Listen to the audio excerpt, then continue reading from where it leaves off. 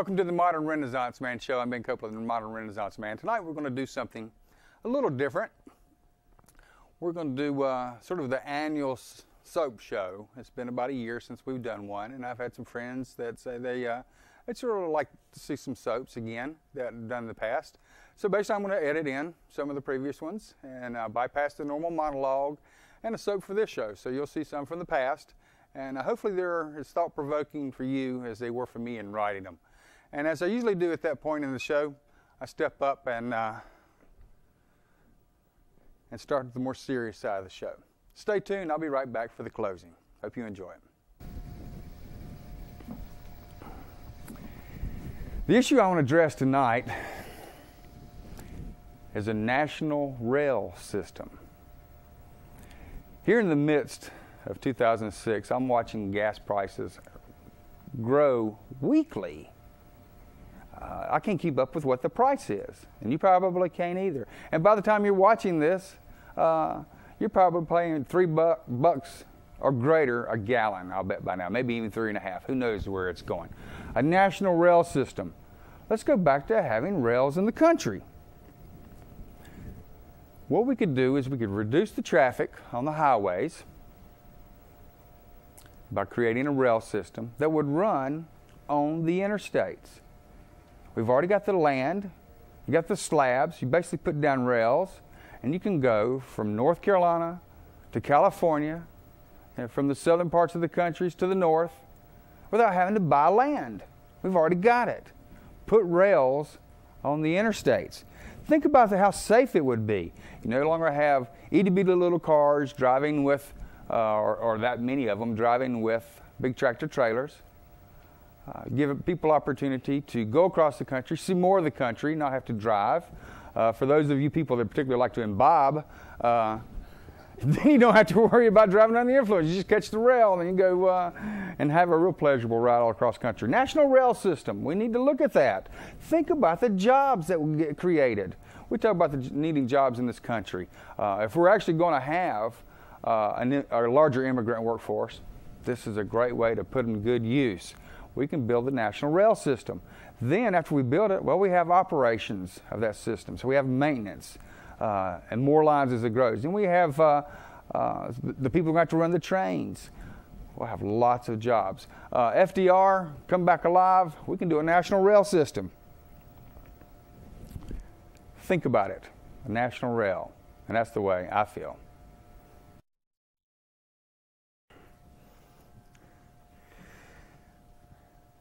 We're seeing this show, probably you're seeing the show around the end of February, March time frame. Around the 1st of January, a very unique situation occurred. A young boy who had been kidnapped for 4 years was accidentally discovered while authorities were searching for another kidnapped child. Well, the story turned out well. They've recovered both children. The thing that bothers me is what is going to happen to this person, this alleged kidnapper. What should happen to kidnappers who take people like that? This is what I think. This is a hard line. Now, some people may not like this. I think kidnappers of children should be treated as a capital crime. I would like to see some severe punishment. I think these people should be treated as murderers. This kidnapper, like others, took somebody, and even if they're recovered, their life is gone. They are no longer the person they would have been. A life has been killed. It should be treated as murderers. I'd like to see our politicians step up and start creating some laws that basically eliminate these people. This guy will probably get out, or another kidnapper will get out in a few years on parole, able to do it again. Destroyed one life, now can destroy another. That's murder. I would like to see something done about that. It's about time our government really acknowledges that crimes against children are heinous and should be stopped, instead of focusing on other issues like, maybe energy, that they aren't doing anything about that. Maybe wars in foreign countries, which are not doing anything about that. Maybe focusing on political campaigns. That seems to be something that they seem to be pretty good at. Lots of people run with millions of dollars. I bet you could take some of that money, give them to some police departments, and maybe you might curb some of this. Let's stop these child molesters. Let's do something about this. Here's an example. You copy a DVD, a movie. You could get a couple $100,000 fine. You could possibly go to jail. Hey, but you can go out and kidnap a child, and you might get 6 months. Good behavior. Is that acceptable? Come on, politicians. Come on, Washington. Come on, local governments. Step up and say, no, it's not acceptable. Kidnappers of children are basically the equivalent of murderers. Let's eliminate them. I want to hear a presidential candidate, I've never heard one yet, talk about let's put an end or let's curb the rising molestation of children in this country. You don't hear that in their old campaign speeches. Let's hear a politician talk about they have zero tolerance for crimes against children. You don't hear that in their speeches. I like to see child abusers treated like the murderers that they actually are. They're killing a child, and the equal treatment, I think, needs to go back. And that's the way I feel.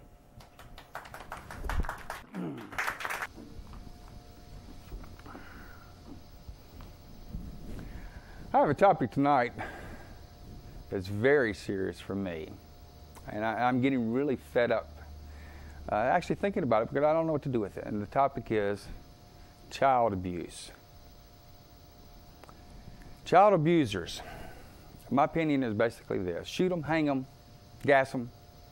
I really don't care. I'm tired of these people doing things to helpless children.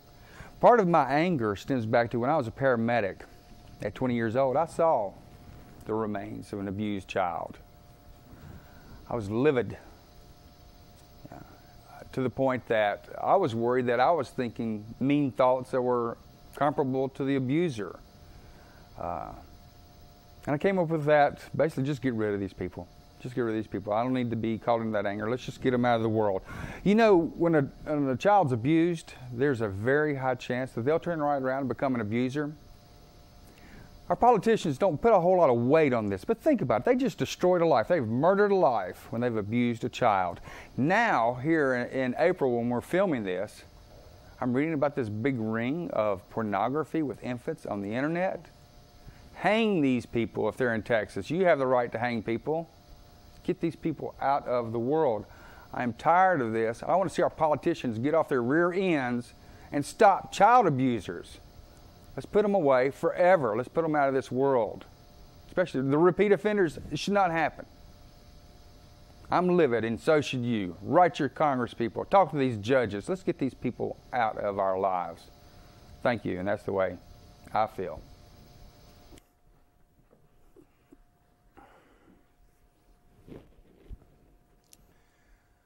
What I want to talk to you about tonight is unfortunately a recurring theme in our society, and this one is once again related to children. Prejudice is raising its ugly head again, now with Hispanic children. There are reports of CMS people, staff, treating Hispanic children badly. Custodial workers, cafeteria workers, even teachers are treating Hispanic children badly. Prejudice, racism, people against somebody because of their ethnic background, because of where they're born. These are children. Some people, it seems, easily forget about how bad they were treated growing up, and some of those people, it was not that long ago. I can't understand an adult in their right mind who would treat a child meanly. Hispanic children have been brought into this country or were born into this country by parents who want a better way of life, the American way of life. Who can blame them? There's some good things here compared to some of the parts, particularly in some of the Hispanic-speaking countries these people have come in from. It crawls up my backside to hear religious people treating children mean and nasty. I hope their God forgives them. I don't think I can. It crawls in my backside to think of school workers who treat children badly. You should be fired. You have a problem with immigration? Talk to your politician. You don't like children, any children? Get out of the school system. What are you doing there? You want Hispanic children to learn English? Teach them. You want Hispanic children to learn love? to be able to love, teach them. You want Hispanic children to learn meanness? Well, you can teach them that too. Make a choice. What do you want the children to learn?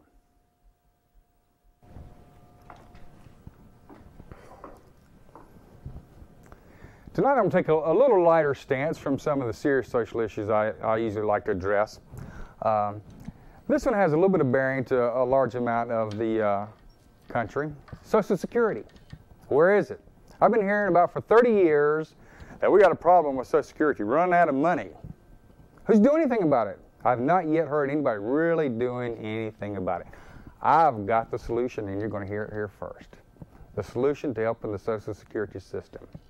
It's called the Federal National Lottery. Now, guess what? That says, oh, okay, yeah, we got lotteries everywhere. But this one's actually got a whole lot of benefits. The Federal Lottery, first, is linked to filing your taxes. To enter the lottery, it only costs you $1.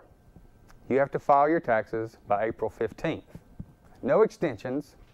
If you're getting a refund, you just check off that keep $1. If you owe some taxes, you add an extra $1 to what you're paying in, and you're entered in the Federal Lottery. The federal government then takes that money, which will be millions upon millions and millions of dollars, and they give out December 31st, at the end of the year, $100 million tax-free to 100 people. Think about it. You instantly have 100 millionaires in this country.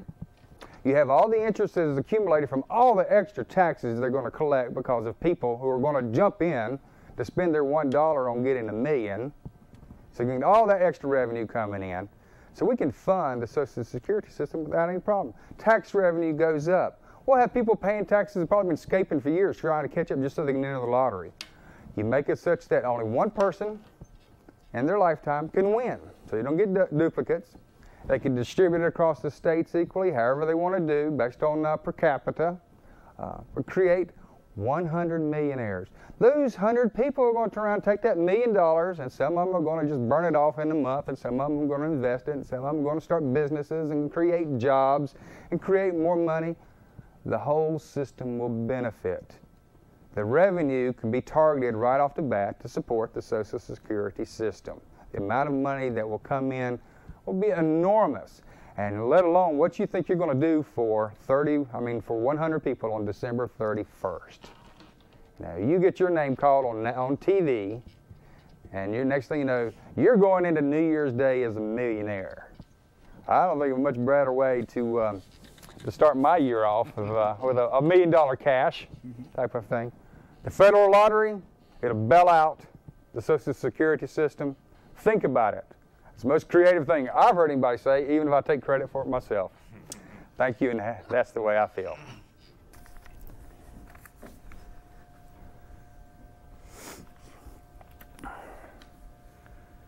Soldiers. We ask the men and women in the military to make a lot of sacrifices for us. We ask them to actually die for us. We ask them to die for other countries. What do we really do for them when they come back? More importantly, what do we do for the ones who are permanently injured? I've had some close friends who had major injuries from military service.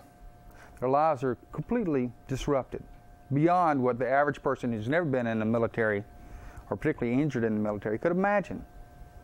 Limbs loss, sight loss, quadriplegics, all kinds of disabling injuries.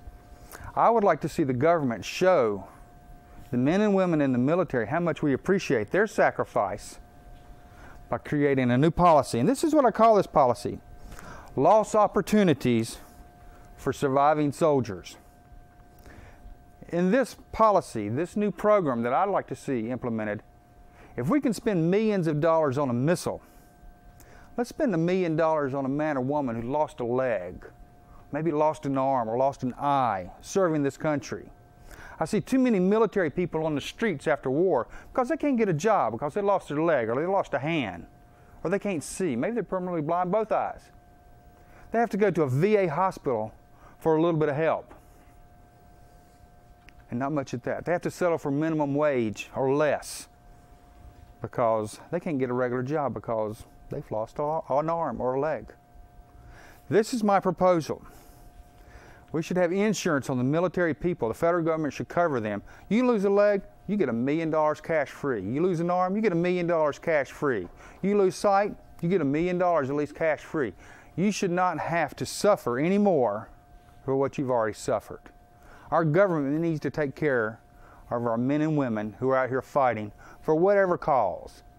Now, what I get tired of is the political parties bash each other, and our men and women in the military are suffering. Take care of them. You can go in and bash the reasons and the causes and whether or not we should have been there is one issue. That's fine. But let's take care of the men and women who we've made go over there. There's discussion about implementing a draft. I think before that can be implemented whatsoever, that we need to have the loss opportunities for surviving soldiers policy. Loss. We need to take care of our loss. Take care of our men and women in the military. They're taking care of us. And that's the way I feel.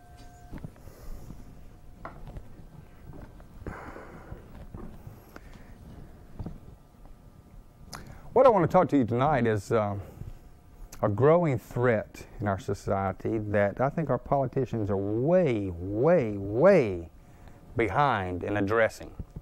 And that's identity theft. I think our business people and our politicians are not doing anything to help the people who are actually the victims of identity theft.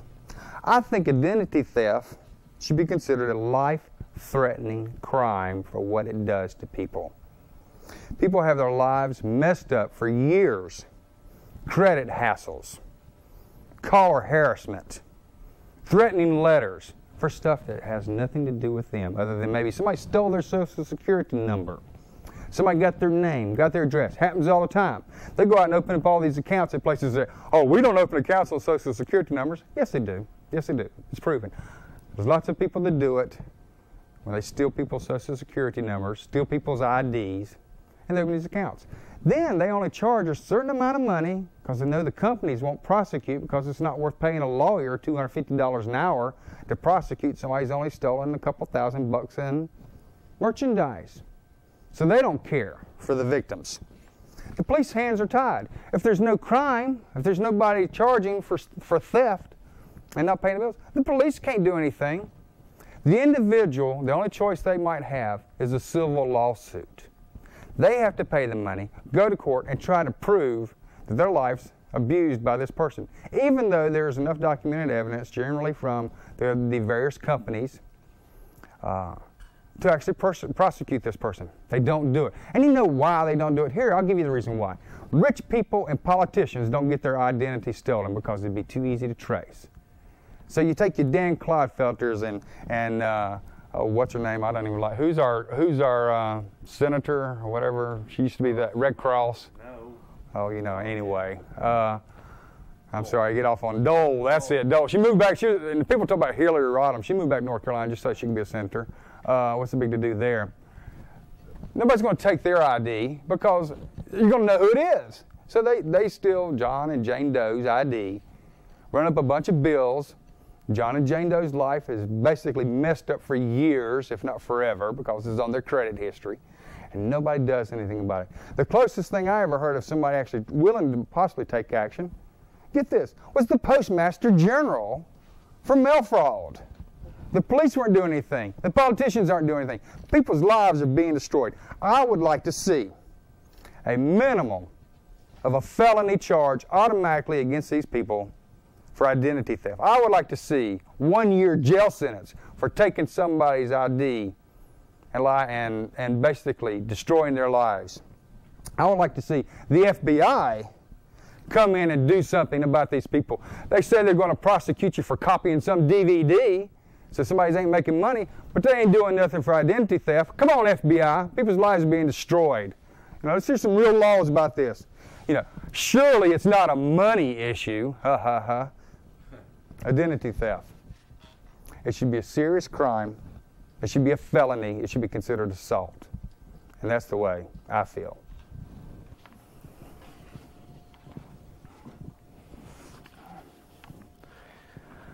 Been talking about money tonight.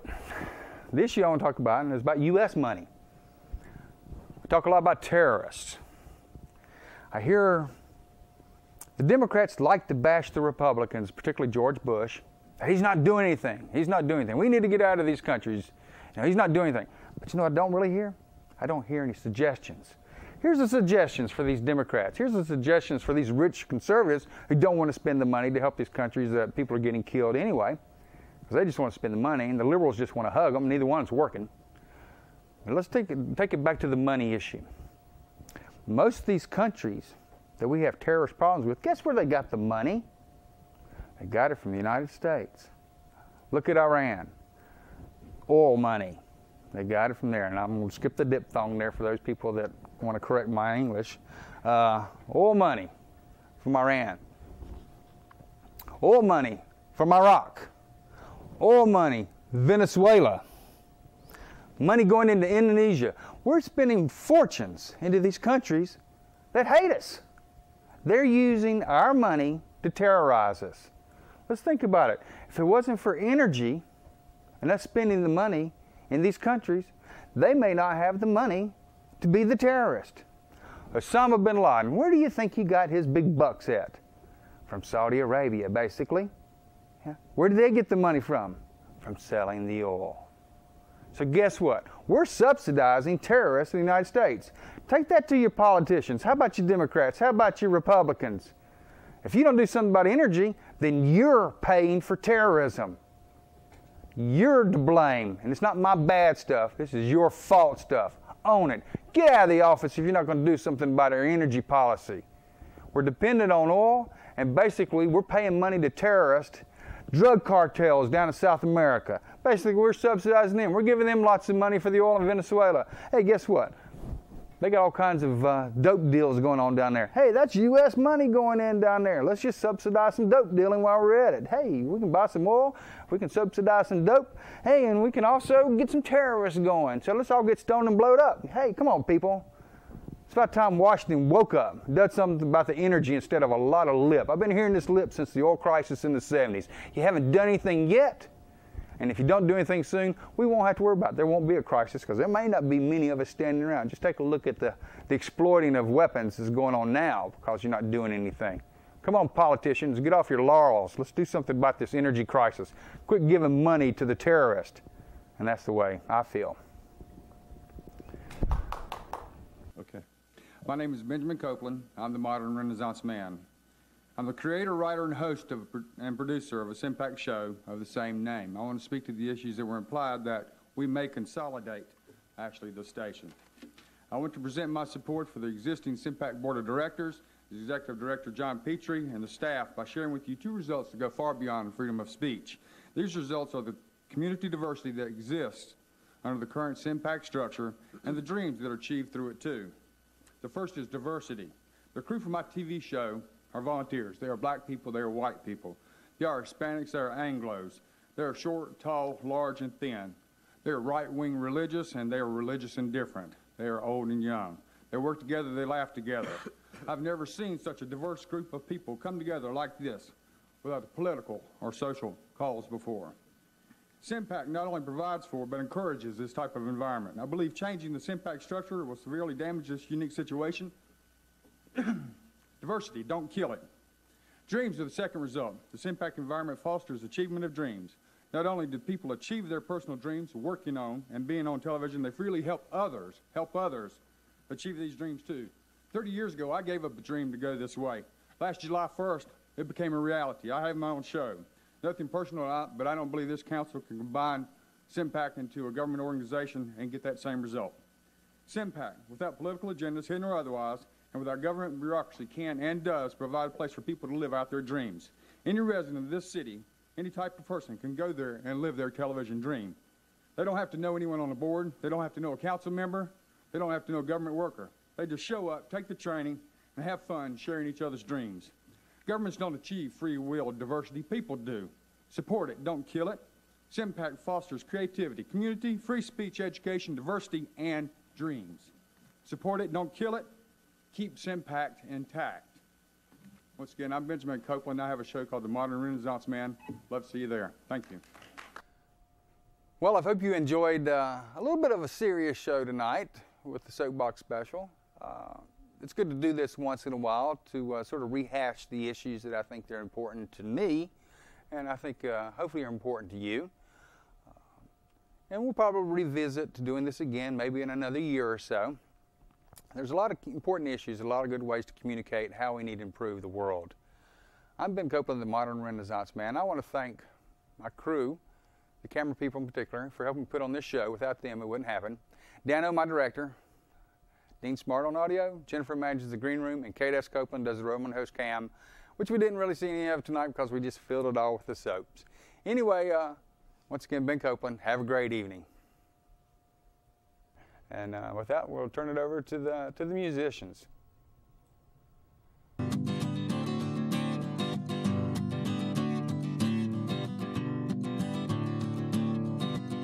She lost 2 of her front teeth 2 boyfriends ago.